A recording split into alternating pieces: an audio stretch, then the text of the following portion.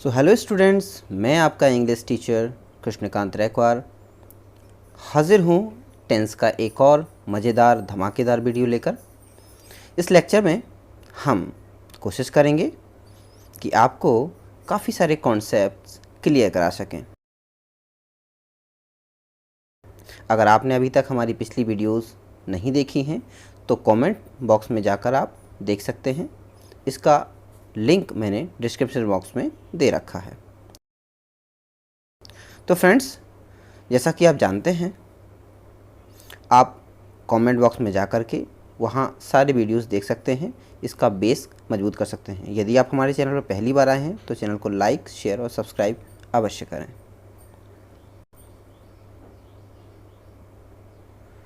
So friends, अभी तक हमने टेंस के बेसिक रूल्स को पढ़ा और ये जाना कि टेंस प्रेजेंट, पास्ट, फ्यूचर यानी 3 टाइप के होते हैं और इनकी आइडेंटिटीज़ क्या होती हैं, इनकी पहचान क्या होती हैं, ये भी जाना। फिर हमने ये भी जाना कि हर टेंस, चाहे वो प्रेजेंट हो, पास्ट हो या फ्यूचर हो, हर टेंस के 4 सब पार्ट्स यानी उपभेद होते हैं, यानी कि indefinite, continuous, perfect and perfect plus continuous.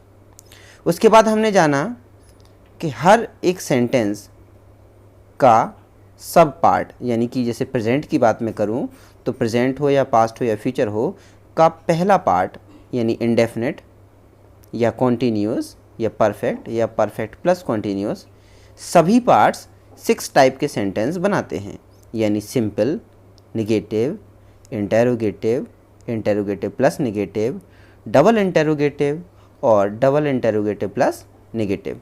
इन सारे सेंटेंस के बारे में हम पिछले वीडियोस में बहुत अच्छे से पढ़ चुके हैं।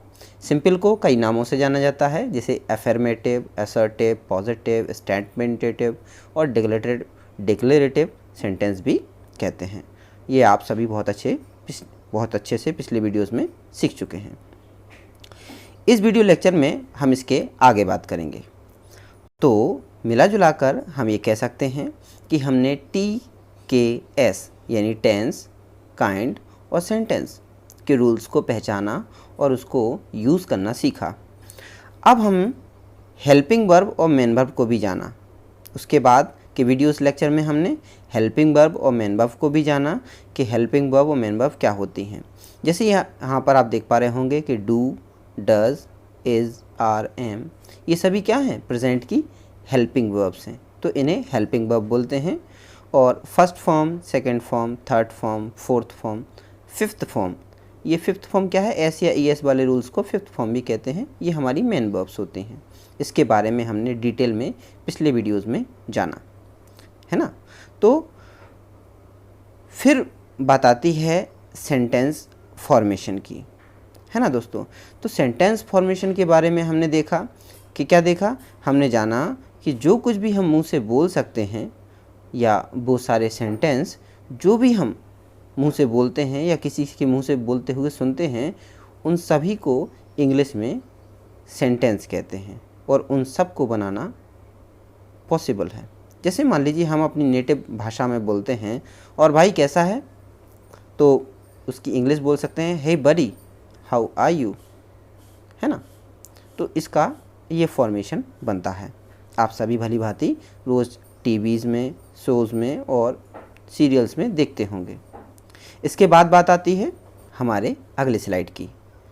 जैसे जैसे हम वीडियोस डालते जाएंगे मित्रों, आप सभी सीखते जाएंगे कि इनफॉर्मल लैंग्वेज यानी कि जो भी भाषा बाहर बोली जाती है, जो भी लोग भाषा यूज़ करते हैं, वो हम टेंस पढ़ते समय क्यों नहीं हमें सिखाई जाती। तो यकीन मानिए दोस्तों, यदि आप इस वीडियोस को पूरा देखते हैं तो आपको बहुत कुछ सीखने मिलेगा जो कि इनफॉर्मल लैंग्वेज में बोली जाती है। तो आपको चिंता करने की ज़रूरत नहीं है, क्योंकि आपके लिए आपके सर है ना। तो अभी के लिए आप केवल ये मानकर चलिए कि हर सेंटेंस इस ऑर्डर के अकॉर्डिंग बनाया जाता है, यानी जो भी दुनिया का सेंटेंस है वो इस ऑर्डर के अकॉर्डिंग बनता है। यानी आपको ये मान के चलना है कि सबसे पहले उस सेंटेंस में सब्जेक्ट होगा, फिर हेल्पिंग वर्ब होगी, फिर मेन वर्ब रखी जाएगी और फिर रखा जाएगा ऑब्जेक्ट। आप सभी जानते हैं कि नेगेटिव सेंटेंसेस की बात आती है तो थर्ड प्लेस पे नॉट लगाना है ना, यानी हेल्पिंग वर्ब या सब्जेक्ट के बाद। ऐसा मैंने क्यों कहा, आप सभी जानते हैं। कभी कभी इंटेरोगेटिव में हेल्पिंग वर्ब पहले आ जाती है और सिंपल में सब्जेक्ट पहले आता है। फिर हमने जाना कि प्रेजेंट हो या पास्ट हो, इन दोनों के इंडेफिनिट कि सिंपल मतलब पहला फॉर्मूला, सिंपल सेंटेंस हमारे स्ट्रक्चर को फॉलो नहीं करते, यानी कि हमने कहा कि हेल्पिंग वर्ब सब्जेक्ट के साथ आएगी, लेकिन ये दोनों भाई सब्जेक्ट के बाद मेन वर्ब लेते हैं, यानी प्रेजेंट इंडेफिनिट लेता है सब्जेक्ट के बाद मेन वर्ब के साथ एस या ईएस, और पास्ट इंडेफिनिट लेता है सब्जेक्ट के साथ मेन वर्ब की सेकेंड फॉर्म और फिर लगाता है ऑब्जेक्ट, जबकि इनकी हेल्पिंग वर्ब डू या डज या डिड है, जैसा कि हम सभी जानते हैं।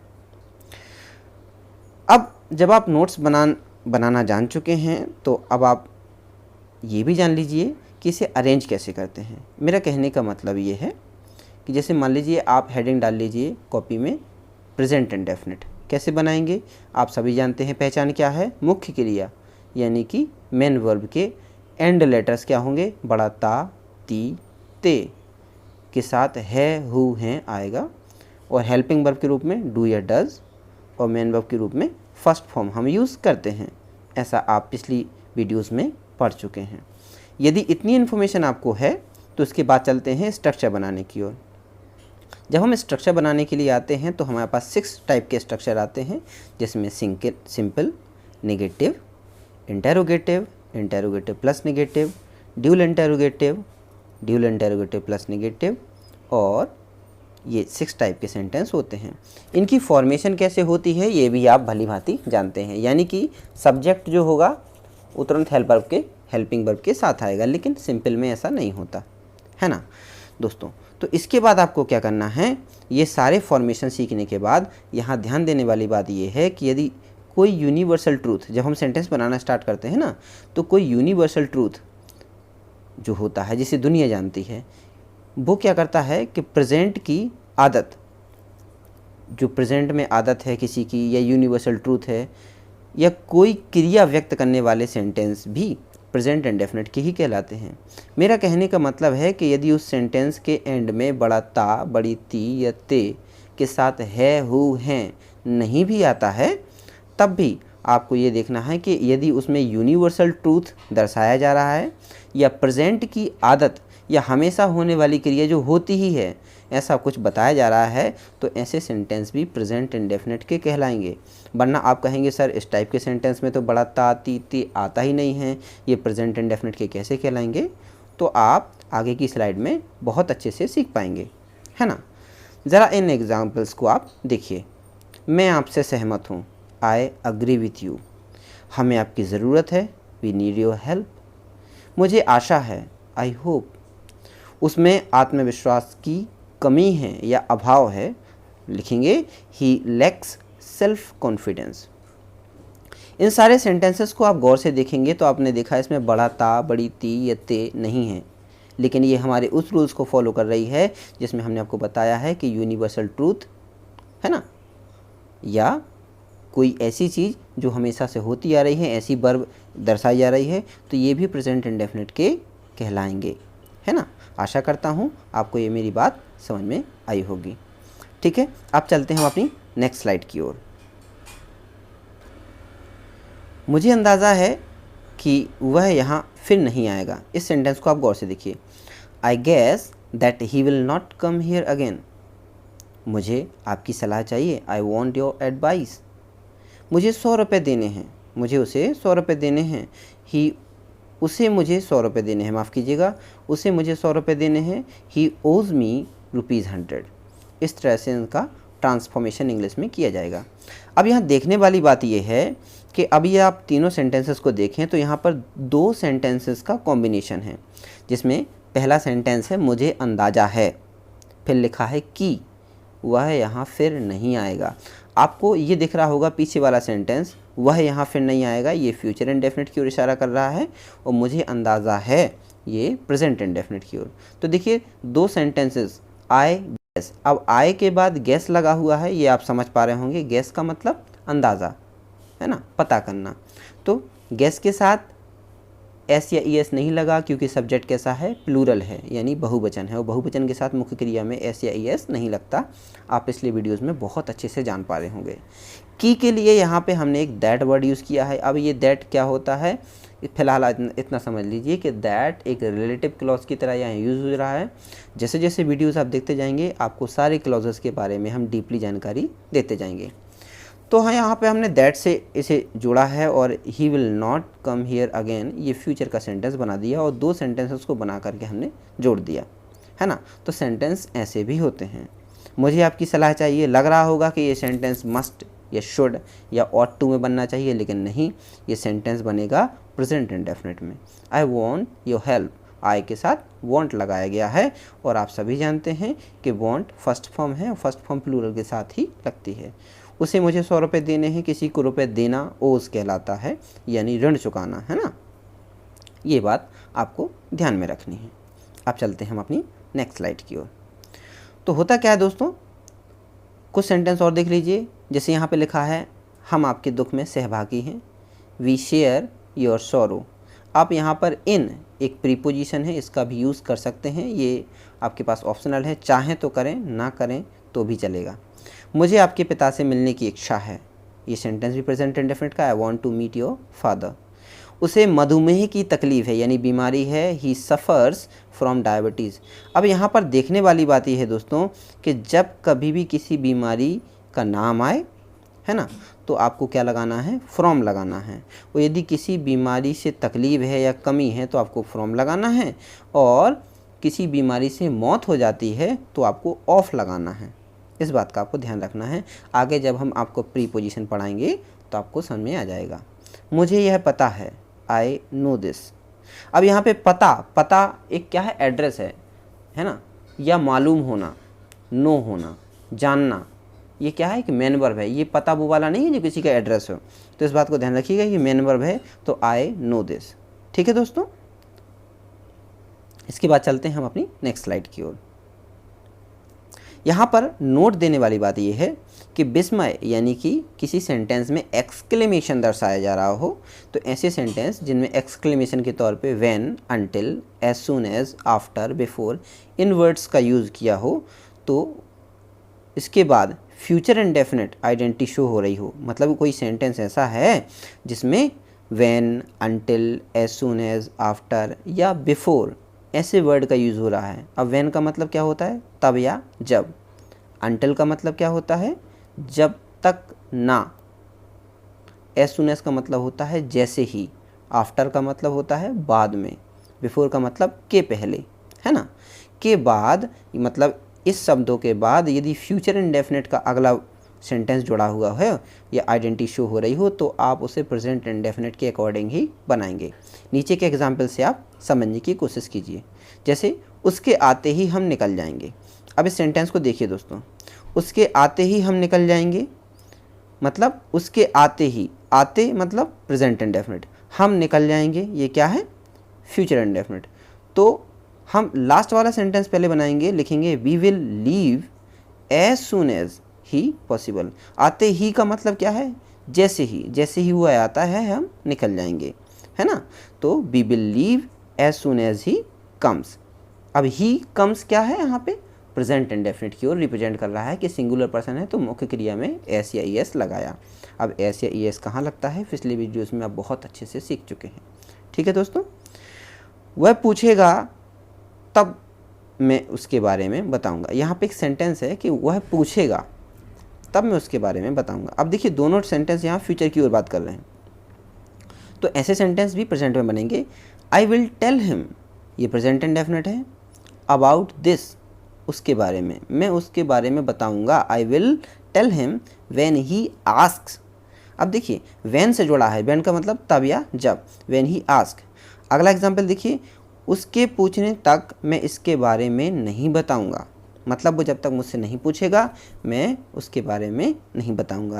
आई will not tell him about this until he ask. मैं जब तक नहीं बताऊंगा, जब तक ना के बारे में बात की जाए तो अनटिल लगाना है, और तक बोला जाए तो आपको केवल टिल लगाना है ना। तो उसके पूछने तक मैं इसके बारे में नहीं बताऊंगा। I will not tell him about this until he ask. मेरे आने तक इंतज़ार करो, मतलब जब तक मैं ना आ जाऊँ तब तक इंतज़ार करो। देखिए निगेटिव सेंटेंस हो रहा है, तो जब भी निगेटिव सेंस आए तो आपको अनटिल लगाना है।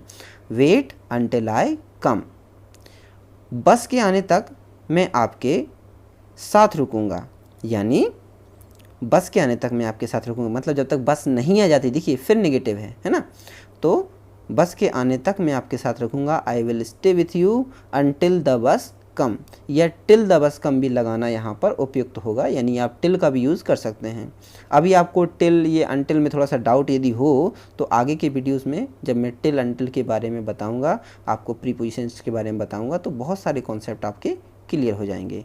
फ़िलहाल के लिए ये एग्जाम्पल्स को आप थोड़ा सा देखिए। कुछ एग्जाम्पल्स आपके लिए भी मैं दे रहा हूँ। जैसे मान लीजिए सेंटेंस है, कुत्ते भौंकते हैं, कुत्ते यानी प्लूरल है, डॉग बार्क्स, तो डॉग एक होता तो बार्क्स आ जाता, और डॉग कई होते तो डॉग बार्क, है ना। इसके बाद देखिए कुत्ता भौंकता है, यहाँ पर एक कुत्ता है तो आपको आ लगाना पड़ेगा। अब ये आ क्या है, एक आर्टिकल है, और आर्टिकल में क्या करना होता है, जब हम आर्टिकल लगाते हैं तो आर्टिकल केवल नाउन के साथ लगता है। डॉग क्या है, यहाँ पर एक नाउन है ना। कौन सा नाउन है, डिटेल वीडियो में आगे हम पढ़ेंगे। फिलहाल ही समझिए कि एक है तो आ डॉग बार्क्स लिखा। सूर्य चमकता है, द सन शाइन्स, है ना। तारे चमकते हैं, द स्टार, तारों के चमकने को ट्विंकल कहते हैं। उसे लगता है, ही थिंक्स, है ना। ये सारे सेंटेंस इस प्रकार से बनाए जाएंगे। आगे चलते हैं। मैं झूठ बोलता हूँ, आई लाई, मैं झूठ, वह झूठ बोलता है, ही लाइज। अब यहाँ पर झूठ बोलने के लिए दो वर्ड हैं। झूठ बोलना मीन्स भी लाई होता है, और केवल झूठ जो कि नाउन है वो भी क्या है, लाई है। तो जब कभी ऐसा सेंटेंस आए कि मैं झूठ नहीं बोलता, तो आप बना सकते हैं I do not tell a lie, वह झूठ बोलता है, ही लाइज, है ना। आप देख पा रहे होंगे। मैं मेरी गलती मानता हूँ, आई एडमिट माई मिस्टेक, मैं खुद को भाग्यशाली मानता हूँ, I consider my self lucky. पक्षी घोंसला बनाते हैं, पक्षी घोंसला बनाते हैं, वर्ड्स बिल्ड नेस्ट, वह धारा प्रवाह अंग्रेजी बोलता है, ही स्पीक्स फ्लुएंट इंग्लिश। तो दोस्तों इन सारे सेंटेंसेस को यदि आप गौर से देखें, रिवाइंड करके वीडियो देखें, तो आपको पता चलेगा कि प्रेजेंट इंडेफिनिट के फॉर्मेशन के अकॉर्डिंग ही मैंने सब्जेक्ट के बाद मेन वर्ब और मेन वर्ब के साथ एस या ईएस रखी है, क्योंकि ये सारे सेंटेंस जो एग्जांपल मैंने यहाँ पर दिए हैं वो सभी के सभी सिंपल स्ट्रक्चर के हैं। अभी मैंने एक भी एग्जाम्पल नेगेटिव का नहीं दिया है ना। तो अपने आसपास के किताबों से यदि आपको ऐसा कुछ सेंटेंस दिखने मिले तो आप समझ जाइएगा कि वो प्रेजेंट इंडेफिनिट को फॉलो कर रहा है, इसलिए वो उसे ऐसा बोला जाता है। जब तक दोस्तों आप इसकी हिंदी और अंग्रेजी दोनों को अच्छे से कंसीडर नहीं करेंगे, आपको समझ में नहीं आएगा कि इसकी फॉर्मेशन कैसे होती है, तब तक आप अच्छी अंग्रेजी नहीं बोल सकते।